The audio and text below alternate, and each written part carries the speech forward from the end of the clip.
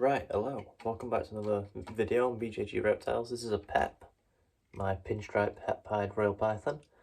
So today we're going to be going over the morphs of ball pythons just really quickly. This guy's trying to get back in his viv. So there's incomplete dominant, there is codominant, and there's recessive. So this right here is a dominant gene, an incomplete dominant. And basically what that means is that no matter what you breed into, if the gene is showing, he will look something similar to this. So the pattern will look like this. I know the light is kind of odd. You see how he's a pinstripe, so you see his patterning. So if you added, let's say, a codominant or a recessive morph, it would probably change the colour, maybe the pattern a little bit, but it would resemble this snake pretty accurately. Now, codominant is stuff like your banana and your yellow belly and stuff like that, which is more of a colour change rather than a pattern change.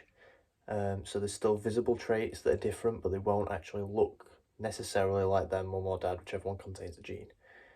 And a recessive gene is basically, it needs two snakes to carry the gene, whether that be visible or heterozygous, like this guy, he's het for pied.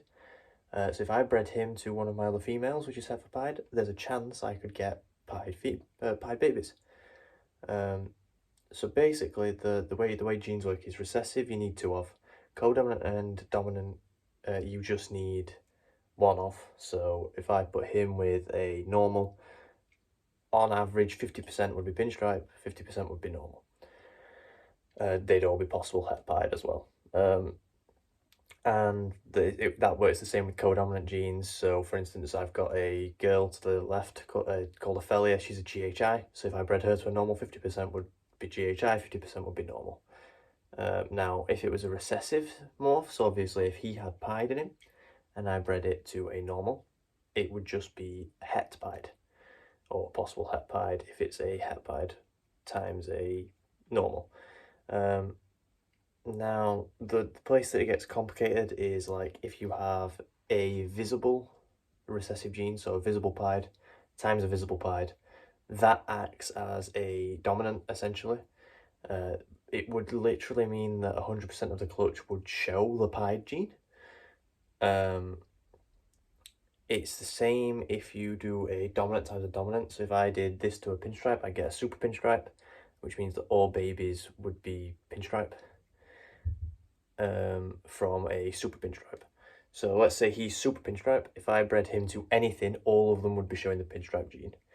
It's the same with codominant genes, so GHI. If I had a super GHI and I bred that to a normal, all of them would be GHI. Now, as it comes to crossing over the genes, like codominant dominance, if I bred him to a GHI, I would still get pinstripe GHIs, pinstripes, or GHIs, or normals. Now, normals are pretty much available in everything other than, like I said, supers, or two visible recessive genes being bred to each other. He's going back into his viv now, so go on. No, don't fight me. But yeah, if you're looking into breeding them, definitely do the research. Morph Market has a calculator, so you can input both the mum and the dad into there and you can see what's possible.